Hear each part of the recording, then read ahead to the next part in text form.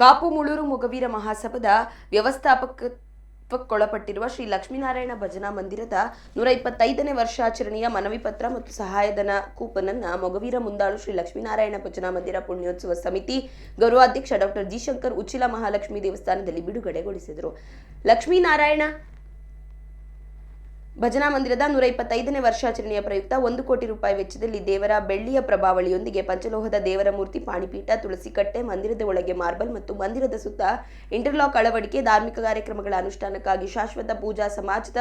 ಮಕ್ಕಳ ವಿದ್ಯಾಭ್ಯಾಸಕ್ಕಾಗಿ ಶಾಶ್ವತ ವಿದ್ಯಾನಿಧಿ, ಆರೋಗ್ಯ ನಿಧಿ, ಸಮುದಾಯ ಭವನ ನಿರ್ಮಾಣ ಸಹಿತವಾಗಿ ವಿವಿಧ ಯೋಜನೆಗಳನ್ನು ಹಮ್ಮಿಕೊಳ್ಳಲಾಗಿದೆ.